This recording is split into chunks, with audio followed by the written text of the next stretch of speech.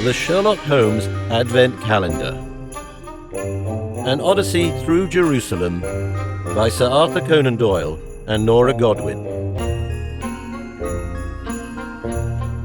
Narrated by Peter Silverleaf. 6. On the Sea.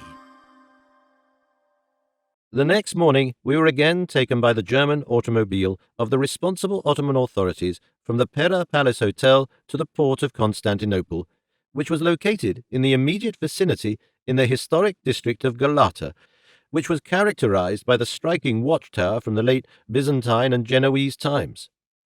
The port itself was in a state of change.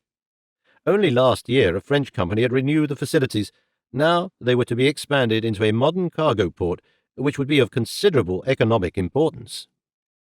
We boarded a passenger ship which, after short stopovers in Izmir, Antalya, and Mersin, was to arrive in the Palestinian Jaffa after 5 days.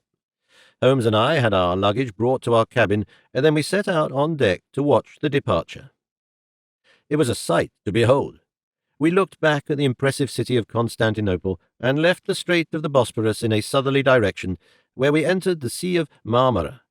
After that, the exciting passage of the Dardanelles would follow, and then the ship would reach the Aegean Sea. Our fellow travellers differed from the ones on the Orient Express. We noticed that there were primarily pilgrims on board who, like us, were on their way to Jerusalem. Most of them were Christian Europeans from all sorts of countries, ordinary people as well as priests and monks, but also Eastern European Jews and Muslims from Albania and Bosnia.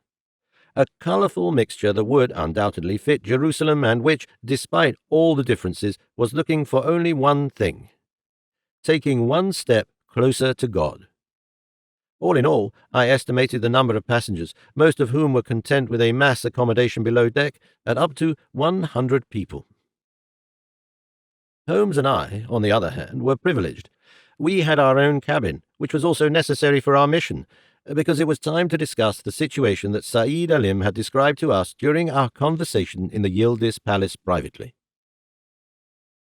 "What do you think of the recent reports from Jerusalem?" I began as we sat below deck at a simple wooden table. "Certainly there is a conflict," Holmes replied. "The official was right. But I don't see it escalating in a way which would harm people. This is probably due to the strategy and tactics of the perpetrators. They strive for sympathy among the population and seem to be successful. For the Ottoman authorities, however, this makes the situation even more difficult. A violent oppression seems to be no option."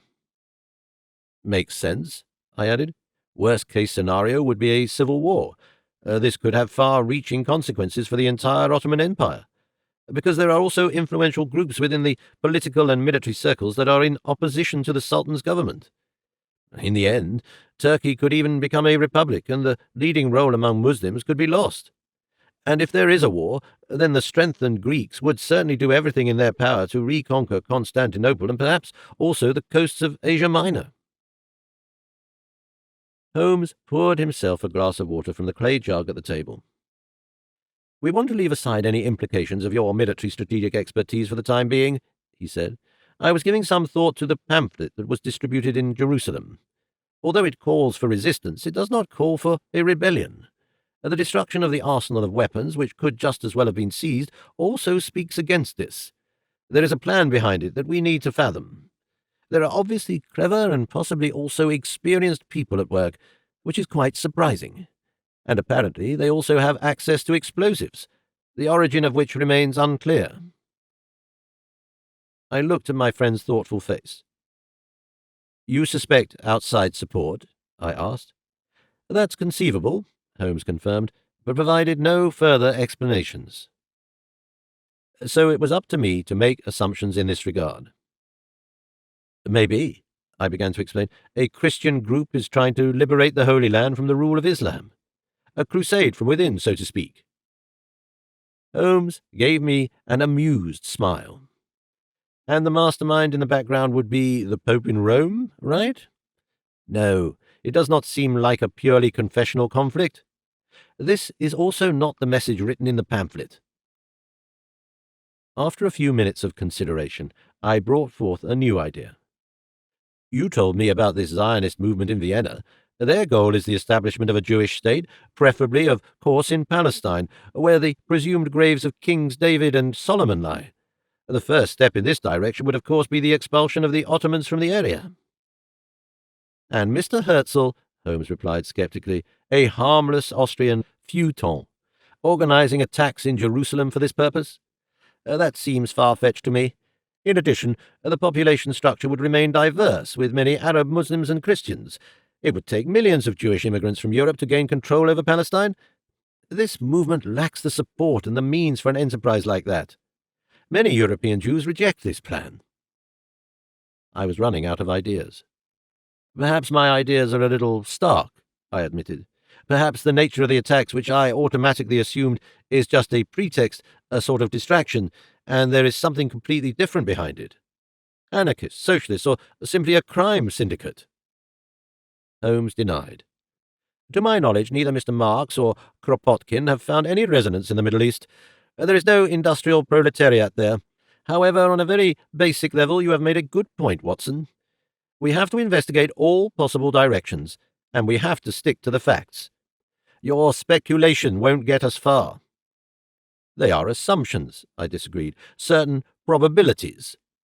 Assumptions without any foundation, Holmes claimed, suitable for the adventurous script of a writer, not for the analysis of a detective. I was a little offended at my friend's rejection of my thoughts. On the other hand, though he was kind of right, it was all just speculation. If any future evidence would support them, we would have to reconsider them anyway. All right, I said. Let's try to stick to the facts, then. Someone is trying to undermine Ottoman control of Palestine, and possible escalation lies underneath. What do you suggest we do? Wait and drink tea? Holmes took a sip of his water and replied, You need to hold your horses, my dear Watson. This is a basic rule of investigative work. But not exactly a plan, I returned. I'm still working on that, Holmes said. I'll let you know when I'm ready. For now, I suggest that you simply enjoy the cruise through the eastern Mediterranean Sea. We will soon pass Lesbos and Smyrna, and then shimmer past Ephesus, Halicarnassus and Rhodes, Myra and Seleucia. From the railing you will surely catch a glimpse of a few Greek, Hellenistic and Roman ruins. Unfortunately, you have already missed Troy, but there is not much to see there despite all the efforts of Mr. Schliemann. I followed my friend's advice and tried to calm down. There were truly more unpleasant things than a boat trip along the coast of Asia Minor, so I spent a lot of time on deck and kept my eyes on the sights of the mainland close in view, looking at the emerging islands and getting my mind in tune with the gentle swaying of the sea. In this manner the days passed surprisingly quickly, and the one or other random conversation with the other passengers proved to be revealing. Especially from the Catholics, I got the impression that their trip to Jerusalem was understood primarily as a sacred fulfillment of duty and submission, while the Protestants, not least the Germans, viewed the matter more from a practical point of view. They seemed to be more interested in the pre-Christian history of Judea, Galilee, and Samaria, which they in turn shared with their fellow Jewish travellers. In the light of Martin Luther's sometimes rather hostile opinion about Jews, them mingling like that was not, at least theologically, explainable to me. Admittedly, though, the Catholics certainly had a centuries-old advantage in the discrimination and persecution of Jews in their countries. I couldn't really get in contact with the Muslims fellows on board, though. They were exceptionally friendly and courteous at all times, but there was always a certain mistrust of Christians lingering, and thus of me. I guessed that they could not be completely blamed for this. It was already the fourth day of the crossing when I stood at the railing with a young man from Holland who, as he assured me, wanted to renew his faith in Jerusalem. However, our conversation was abruptly interrupted when we witnessed an argument a few meters away. Two men were heavily discussing something in what seemed like an outlandish version of the German language and became more and more heated. Eventually, they even started beating each other, and I decided to intervene before anyone else would be injured. Even though that was not the case, I was too late after all. Suddenly, one grabbed the other with both hands, pushed him to the railing, and threw him overboard, and the next moment the sound of the unfortunate man involuntarily immersing into the sea was heard, with the water splashing back to the deck. I immediately bent over the low-set railing. The man emerging from the water made quick and helpless movements with his arms. Obviously, he could not swim and was about to drown. I hesitated for a moment, then I shouted, "Man overboard!" But the bystanders, including the attacker, seemed rigid with fright. I looked around, spotted a safety buoy, grabbed it, and hurried back to the railing. The man in the water submerged again and again. Not much time was left for him to survive. In the spur of the moment, I jumped into the sea myself, the life buoy in my hand. The water was colder than expected, and swimming with all my clothes on proved to be more difficult than I wanted. But after a few seconds, I reached the drowning man. He swung his arms around wildly when I offered him the safety buoy, and finally clung to me instead of the swimming aid. Of course, he put both of us in mortal danger, because he was much too heavy for me to be able to keep our common weight afloat, especially since he did not stop waving his arms. "Calm down, I will save you," I assured out loud, but that didn't help. The man was in a full state of panic and was no longer able to follow any of my instructions. I struggled hard, trying not to be dragged down by him, and ended up swallowing more salt water than I would have liked. I had to make a decision. If I would get rid of him, I would at least save my own life, but the man would inevitably be lost and drown helplessly. In this respect, I had only one choice. With 2 powerful punches to the head, I managed to render him harmless. I had knocked him out like a reeling opponent in a boxing match. Now that he was unconscious, he was no longer able to resist his rescue, but his weight still dragged us down. Fortunately, I found my grip on the floating lifebuoy again, and with its help I was able to keep both of us afloat. In the meantime, the ship had stopped at a distance and launched a small dinghy. 2 men rowed in our direction and reached us just in time before my own strength was about to abandon me.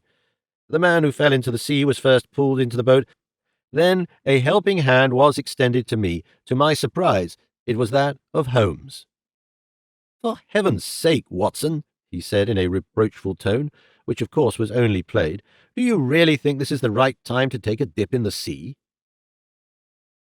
We were completely soaked and slightly hypothermic, but finally brought back on board unharmed, where the unconscious man also had gathered himself. He should not suffer any permanent damage. Later, Holmes and I found out what had led to the altercation in which he had been pushed into the sea. He was a Catholic from Bavaria who had a quarrel with a fellow believer from neighbouring Tyrol. There was apparently considerable disagreement about the decisions of the Vatican Council, whereby the man from the Austrian Alps had questioned in particular the dogma about the infallibility of the Pope, which in turn his Bavarian colleague did not want to hear. His pig-headedness was the reason he was then unceremoniously thrown into the water. A priest from Munich tried to mediate the following day, which at least settled their conflict so that there was no more violent incidents of that sort for the rest of the trip. However, I had gained 2 insights. On the one hand, I learned that disagreements on religious issues were not only widespread between Protestants and Catholics, between Christians, Muslims, and Jews, but that there were conflicts even among the followers of the supposedly uniform Catholic faith, which made peaceful coexistence even more difficult. My other experience concerned climatic conditions in the narrower sense. The open Mediterranean Sea could reach quite low temperatures in December and was not necessarily suitable for an untarnished bathing pleasure at this time of the year, even for Canal and North Sea tested Britons.